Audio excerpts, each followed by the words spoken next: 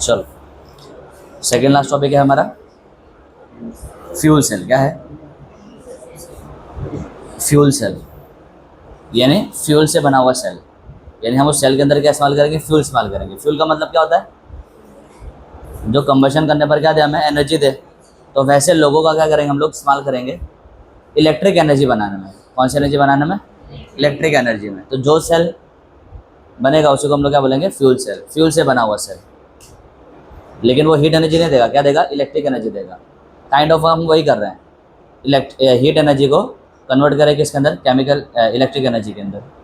Principal तो वही है, बट यहाँ पे जो फ्यूल होगा तुम्हारा वो क्या करेगा? इलेक्ट्रिक एनर्जी देगा। ठीक है, कुछ इस तरह से सेटिंग कर देंगे उसकी, इस तरह से मैनेज करेंगे उसको कि हमें क्या मिलेगी? हीट एनर्जी के बदले क्या मिलेगी? इलेक्ट्रिक एनर्जी मिलेगी।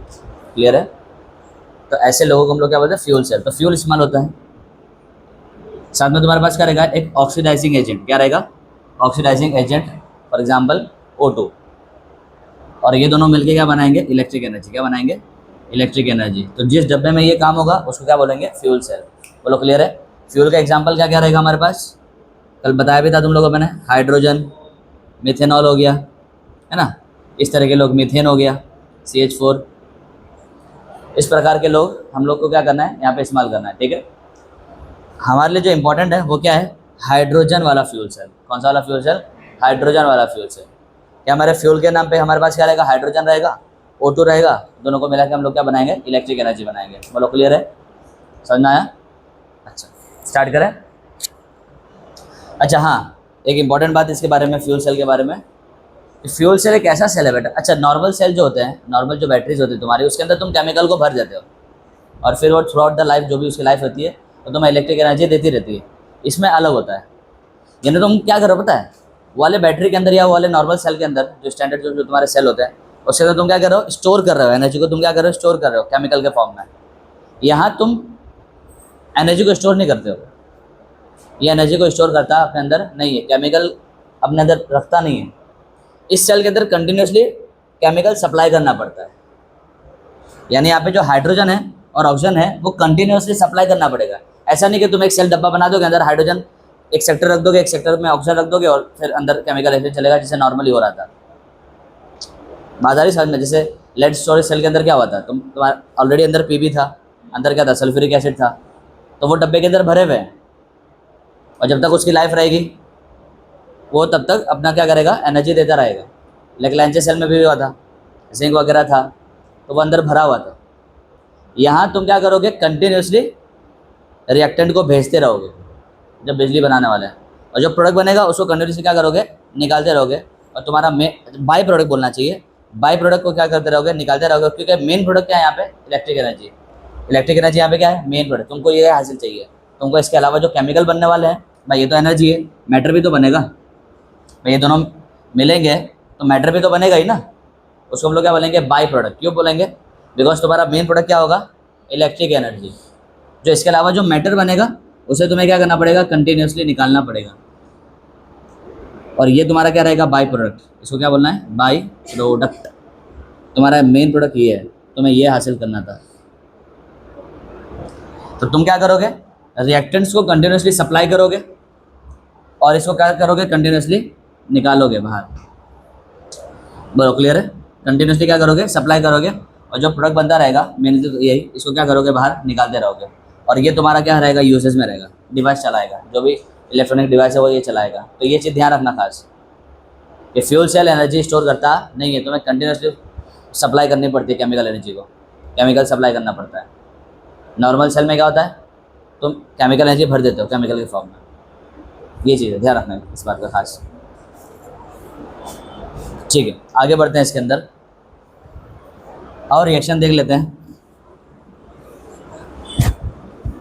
हमको जो फ्यूल सेल पढ़ना है वो पढ़ना है, हमको जो फ्यूल सेल पढ़ना है उसका एग्जांपल क्या है? Hydrogen oxygen fuel cell. Hydrogen oxygen fuel cell. Clear है? और सेल होगा तो एनोड और कैथोड होने वाला है। तो तुम्हारे पास क्या रहेगा? एनोड रहेगा और तुम्हारे पास क्या रहेगा? कैथोड रहेगा। दोनों किसका बना होगा? ग्रेफाइट का, कार्बन का बना होगा। क्लियर है? साथ में अंदर क्या चिपका होगा? प्लेटिनम वगैरह टाइप के लोग चिपके होंगे ताकि रिएक्शन को फास्ट कर सके, क्या कर सके, रिएक्शन को फास्ट, नहीं तो स्लो हो जाएगी तो फिर गड़बड़ है फिर। क्लियर है, कैटलिस्ट का काम करेंगे ये। अच्छा, साथ में क्या रहेगा, पोटेशियम हाइड्रोक्साइड या तो क्या रहेगा, सोडियम हाइड्रोक्साइड का एक्वस सॉल्यूशन रहेगा। पोटेशियम या तो सोडियम हाइड्रोक्साइड का क्या रहेगा, अहद क्या रहेगा, एक्वस सॉल्यूशन, क्या रहेगा, एक्वस सॉल्यूशन रहेगा, ध्यान रखना। और साथ में तुम्हारे पास क्या है, एनोड में तुम क्या सप्लाई करोगे, एनोड के अंदर सप्लाई करोगे H2, सुन लो कान खोल के, एनोड में क्या सप्लाई करोगे H2, और कैथोड में क्या सप्लाई करोगे O2। एनोड में क्या सप्लाई करोगे H2 और कैथोड में क्या सप्लाई करोगे O2। ये खास ध्यान रखना, क्यों, लॉजिक है एकदम लॉजिक है। एनोड में क्या होता है, ऑक्सीडेशन होता है, इलेक्ट्रॉन का निकालना होगा प्रोसेस। इलेक्ट्रॉन को कौन निकालेगा, हाइड्रोजन ऑक्सीजन में से कौन निकालेगा इलेक्ट्रॉन को, हाइड्रोजन ही निकालेगा, ऑक्सीजन कब से निकालने लगा। तो जहाँ इलेक्ट्रॉन के निकालने की बात आएगी, एनोड में रिएक्शन करने की बारी आएगी, तो वहाँ कौन तुम सप्लाई करोगे, किसको सप्लाई करोगे, हाइड्रोजन, क्योंकि ऑक्सीजन के टर्म्स, ऑक्सीजन के कंपेरिजन में सर यही निकालेगा। और कैथोड में क्या होता है, इलेक्ट्रॉन का लेने का प्रोसेस हो रहा होता है, गेनिंग का प्रोसेस हो रहा होता है, तो इलेक्ट्रॉन को गेन कौन करेगा इन दोनों में से, ऑब्वियस ही बात है, कौन करेगा, ऑक्सीजन करेगा। इसलिए तुम कैथोड की तरफ क्या सप्लाई में रखोगे, ऑक्सीजन को रखोगे। बोलो इतनी बात समझ में आ रही है, तो ये चीज़ ध्यान रखना, ठीक है। आओ स्टार्ट करते हैं एनोड का रिएक्शन। ऑब्वियस ही बात है, एनोड में तुमने सप्लाई क्या करा है, हाइड्रोजन।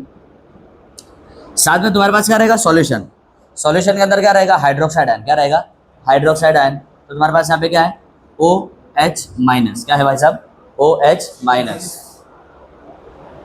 ये इलेक्ट्रॉन को लूज करेगा तो बताओ क्या बनाएगा, H+ बनाएगा। कितने H+ बनेंगे यहाँ पे, 2 H+। 2 H+ को न्यूट्रलाइज करने के लिए OH- एक चाहिए कि 2 चाहिए, एक चाहिए कि 2 चाहिए, जल्दी बोलो, 2 चाहिए। तो ऑब्वियस सी बात है, यहाँ पे तुम क्या लोगे, 2 लोगे। तो ये हाइड्रोजन जो है इलेक्ट्रॉन निकालेगा और क्या बन जाएगा, H+, वो भी कितना H+, 2 H+, और वो 2 H+ क्या होगा, इसके साथ कंबाइन होकर क्या बना देगा, 2 पानी, 2H2O + 2 इलेक्ट्रॉन। बोलो समझ में आ गई बात, बड़ा आसान है। फिर सर्किट में घूमता हुआ ये कहाँ पहुँचेगा, कैथोड पे पहुँचेगा। कैथोड पे कौन है बेटा, O2 है। O2 क्या करेगा, ये दोनों इलेक्ट्रॉन को क्या करेगा, एब्जॉर्ब कर लेगा, गेन कर लेगा। अब मुझे बताओ, O2 में 2 ऑक्सीजन है, एक ऑक्सीजन को कितना चाहिए, एक ऑक्सीजन को कितना चाहिए, 2, तो 2 को कितने चाहिए, 4। तो ऑब्वियस सी बात है, तुम्हें यहाँ पे सप्लाई में कितना डालना पड़ेगा, 4 इलेक्ट्रॉन। ऑब्वियस सी बात है, फिर क्या करोगे, यहाँ पे 2 से मल्टीप्लाई करोगे। बात आ रही कि नहीं आ रही समझ में, तो मैं यहाँ पे कर दूँ, मल्टीप्लाई कर दूँ, तो 4 इलेक्ट्रॉन के लिए 2 से मल्टीप्लाई करना पड़ेगा, तो ये 2 हो जाएगा, और ये क्या हो जाएगा, 4 हो जाएगा, तो ये भी क्या हो जाएगा, 4 हो जाएगा, और ये भी कितना हो जाएगा, 4 हो जाएगा, 4 इलेक्ट्रॉन। अच्छा, कुछ प्लस करने की जरूरत है क्या, जरा सोचो। ये O-2 जो है, हाँ O-2 बनेगा यहाँ पे। O-2 को न्यूट्रल मतलब वो कैप्चर तो करना पड़ेगा ना। कैप्चर करने के बाद तुम्हारे पास 2 तरीके, या तो H+ लेके आओ, या तो OH- लेकर के आओ, या तो पानी लेकर के आ जाओ। तुम्हारे पास यहाँ पे क्या है, OH- है, और क्या है, पानी है, H+ है क्या, मतलब OH- कैप्चर करेगा O-2 को, नहीं तो कौन, पानी है। तुम्हारे पास क्या है, पानी है, एक्वस है, क्या है, पानी है, H2O। H2 क्या करेगा, O- को क्या करेगा, कैप्चर करेगा, क्योंकि बिकॉज इसके पास क्या है, H+ है, पानी के अंदर क्या है, H+ है। अबे आ रही कि नहीं आ रही बात समझ में, ये चीज़ है। एसिड वाला माहौल तो है नहीं तुम्हारे पास, क्या एसिड वाला H+ आएगा, पानी से H+ ही उधार लेना पड़ेगा, इन शॉर्ट पानी आ जाएगा, ठीक है।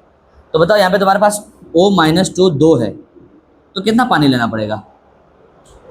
चलो 2 की बात बाद में करो, पहले O- और पानी का रिएक्शन से बनेगा क्या, वो जरा सोचो। ये मैं 50 बार बता चुका हूँ। पानी को तुम क्या, अरे यार ये O- किसके इंतजार में, H+ है ना, तो अंदर H+ है ना, तो लिख लो उसको तोड़ करके पानी को। पहले भी 50 बार बता चुका हूँ मैं ये। बता यहाँ से क्या बन जाएगा, OH-, और ये तो क्या है, OH-, तो कितने OH-, 2। इन शॉर्ट कहने का मतलब है, एक O-2 एक पानी के साथ मिलता है और क्या बनाता है, 2 OH-। बट हमारे पास O कितने हैं, 2, तो ऑक्साइड में कितने होंगे, 2, तो पानी में कितना चाहिए होगा, 2, तो ऑक्साइड में कितना बनेगा, 4। पड़ी कि नहीं पड़ी समझ, एकदम सिंपल है यार, 2 पानी चाहिए होगा, और तुम्हारे पास क्या बन जाएगा, 4 OH-। ये हो गया तुम्हारा कैथोड का रिएक्शन, ठीक है।